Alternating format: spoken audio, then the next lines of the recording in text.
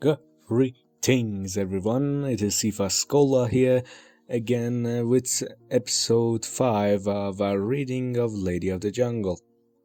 I suggest you go back and watch the other episodes if you want a refresher or haven't seen this series before. But if you have and are now here, welcome. And just before we start, sit back, relax, and grab something to eat and listen to this very interesting announcement. Chapter 5, 6 a.m. Hediye woke up to the melodious chirping of birds. The morning breeze that wafted through the half-open window caressed her soul. She got out of bed and stood by the window, taking a deep breath. She wondered if anyone else was awake at that hour. She got dressed and went to the living room. The servants were quietly going about their work. The butler saw Hediye and approached her. After a short bow, he greeted her good morning and asked if she needed anything. No, thank you. It seems I woke up early. That's right. Breakfast is usually served at 9 o'clock, but if you're hungry, I can bring you some warm milk. No, thank you again. Can I walk in the garden? If you wish to walk, there is nothing to stop you. Forgive me, but I would like to suggest you wear some more suitable clothing. The weather is quite cold at this time of morning. Yes, you're right. Thank you for your concern and advice. Hediye went back to her room and found a beautiful shawl in her wardrobe. She put it on and went outside. As soon as she entered the garden, she started walking along a path lined with rose bushes on either side. The fragrance of the flowers and the smell of the freshly watered grass invigorated her. She bent down and smelled a few flowers. When she reached the end of the path, she saw a green gazebo surrounded by vines. Vines, not wine. She sat down on the bench under the gazebo, and took a close look at the surrounding scenery. As far as the eye could see, there were trees and flowers. It seemed as if the garden had no end. Beautiful imagery. I suppose you're enjoying the theme. Her curiosity got the better of her, and she decided to go and see the end of the garden. She got up and started walking. On her way, she sometimes had to pass through the intertwined trunks of trees. She jumped over a relatively large stream of water and realized that the stream led to the neighbor's garden. She had reached the end, but the boundary of the garden was marked by barbed wire. This made it seem as if the garden had no end. Hediye returned to the asphalt path and had almost circled the villa. Standing in front of the front door, she looked at her appearance. Her shoes were dirty and muddy. She couldn't go inside the building with them. She was ashamed of her carelessness and decided to go back to the stream to clean her shoes. She went back to the asphalt path and started walking on the grass. The wet grass cleaned the mud off her shoes. After a few steps, there was no trace of the mud, but the shape of the shoes were out of shape. She sighed in relief and returned to the main road. At that moment, the sound of footsteps caught her attention. Her heart started beating rapidly. She didn't want anyone to see her in that state and appearance. She was about to hide in the branches of the trees when a warm voice greeted her good morning. Hediye looked back. What she feared had happened. She saw her cousin and asked if he was always an early riser. We have breakfast at 7, so we have to wake up early, Farhad said. According to this event, you follow the proverb that says the early bird catches the worm. But unlike your family, here the breakfast bell rings at 9. Let's go for a walk to the end of the street together. Hediye was worried about her appearance, so she apologized and added, I think the breakfast bell might have already rung. I've already done my morning walk and almost circled the garden, and now I'm feeling hungry. Farhad put his hands in his pockets and lowered his head slightly, saying, As you wish, I'll see you in the villa. Then he walked away. Hediye quickly made her way to the room to get rid of her uncomfortable shoes. Just then, Mrs. Rad, what a rad name, her aunt's maid, entered and said, Miss Hediye, Miss Fahimi would like to see you in her bedroom. The two of them walked to Miss Fahimi's room. Mrs. Rad had knocked on the door and opened it for Hediye to enter. Her aunt was wearing a black negligee that made her look attractive. As Hediye entered, Miss Fahimi came to greet her, and in response to Hediye's good morning, hugged her and said, Good morning to you, my dear. As she stroked her hair, she said, You look just like your mother, but even more beautiful and attractive.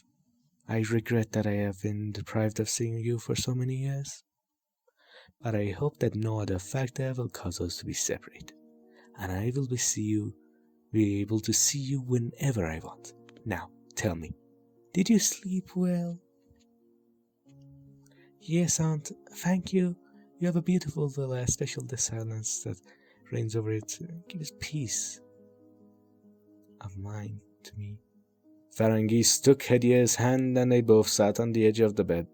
Then she put her hand on Hediye's chin and raised her head, saying, Look at me. Do you like me? Hediye looked at her face for a moment and realized that she loved her like her father. So she smiled and said, Aunt, I think I love you as much as I love my parents. You and father have a welcoming and kind look. At these words of Hediye, tears of joy rolled down Farangis's cheeks and she hugged her niece again, saying, Oh, my dear, thank you. You have given me new hope. I know that you have learned to be good and kind in your mother's lap. I didn't expect anything else from you. It's a pity that I neglected you. Fahimi had made me a prisoner and I was so under his control that I wasn't able to do anything against his will. You must understand what I mean. I don't want to defend myself. I just want you to know that nothing was in my power or domain. Hediye said, I understand, Aunt. Don't upset yourself. The past is past, and as you said, I hope that nothing will happen to cause us to be separated. Farangis stood up, sat down in front of the mirror, and said, I have 3 sons, and you've only met the oldest one. My other 2 sons live in Europe, and they'll be arriving today or tomorrow, and you'll meet them too. They are different from Farhad in terms of upbringing, because they've lived abroad for many years and have been raised with the European customs and the culture. I can't expect them to be my caregivers and help me. Farhad is also busy with his supernatural knowledge, so it's me and the management of the factory and the properties that Fahimi has left behind. I don't know if I can count on your father or if he will also withhold his support from me. Hediye replied, Aunt, don't prejudge. Your sons and father will certainly not leave you alone, and I will help you. It's too early to judge them. Instead of worrying, leave anything to the future. Problems and issues will be solved. Farangis sighed and replied, Yes, we might We must wait for the future. Hediye briefly... As they were about to leave the room, the aunt noticed Hediye's shoes and asked in surprise, "Hediye, what have you done to your shoes?" Hediye briefly explained what had happened. Ferengis laughed and said, "And you didn't bring any other shoes with you?" "No, aunt, I plan to go back home with my father when he wakes up." Ferengis put her hand on Hediye's shoulder and said, "Put that thought of leaving out of your mind. I know that if my brother leaves this house, he will never come back. Leave the matter of shoes and clothes to me. I will get them for you. Do you promise that this will be between you and me?" Hediye didn't know why her aunt wanted to keep the shoes a secret, and since she didn't think it was important, she promised to not talk to her father about going back home. After breakfast, the guests who were staying at the villa entertained themselves in different ways. Ferengis went to the library with Farhad and Arash. Atefe and Hediye also decided to leave the garden for a while and walk around. Atefe put her arm under her daughter's and adjusted her pace to hers. After they had walked a short distance from the garden, Atefe asked, "So, Hediye, what do you think of your aunt?" "I can't say for sure about my aunt, but so far I've found her to be a warm and kind woman. I can understand her feelings very well. She has suffered a lot and needs love." "Mother, I think mental anguish is much harder than physical anguish. She really is a self-sacrificing woman who gave up everyone she loved to please her husband. Now she needs to make up for the past by being kind to them. Do you approve of Ferengis' actions?" "Yes, because she did the same thing that you and father did." "Didn't you and father give up your family for each other?" "There was a difference between you and your aunt, and that was that you and father were happy and felt happy. But my aunt, despite her outward happiness, was a sad and depressed woman. We should do everything we can to make her happy." Atefe laughed and said, "Are you willing to live with her?" "If I know it will make her happy, then yes, I am willing." Atefe stopped walking in disbelief and said, "Do you mean you are willing to leave us? Has your aunt become dearer to you than me and your father in these 2 days?" "Oh, mother, don't make a mistake. I mean to stay as a guest for a few days so that my aunt doesn't feel the loss of her husband as much. Rest assured, I will never leave you and father." Atefe smirked and... what kind of accent? Smirked and said, "All girls say this sentence, but they leave their parents. This is the way of the world, and it will happen to you one day too. But until then, I am not willing to live a day without you. Let's not talk about that day anymore and go back to the villa.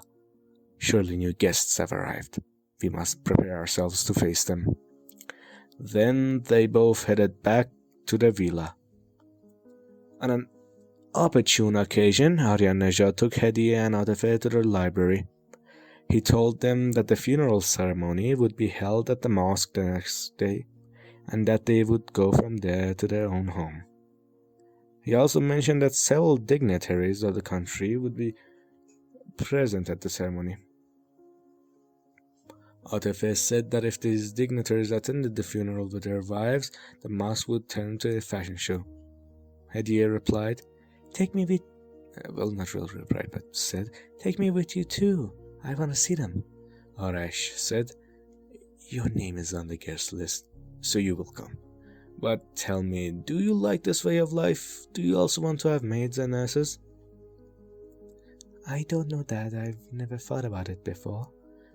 But I enjoy an exciting life. I want to be like a flowing river. Stagnant water becomes a cesspool.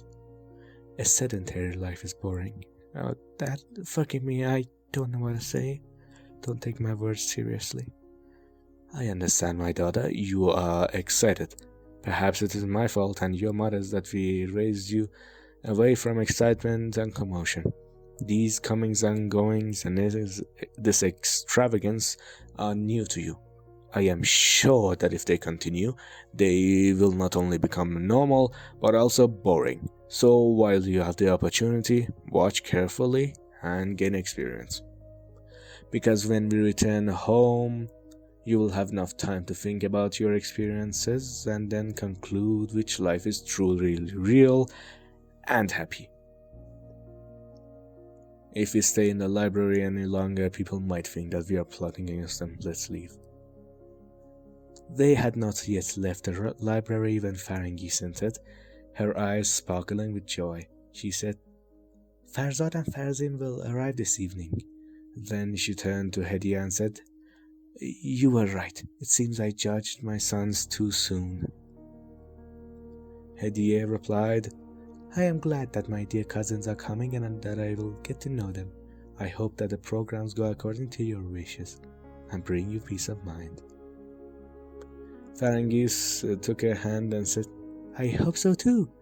Although they are not bringing their wives, their presence at the ceremony will give me peace of mind." Then she turned to Arash and said, "Among the new guests are several ministers whom I would like you to meet." Then they all left the library. So guys, that was episode 5 of this series. Sorry if it was a bit low quality or anything. I am not too good at this stuff. So yeah, go and like and subscribe or something and watch my other stuff. I like it. I like when numbers go up. I like numbers. Bye.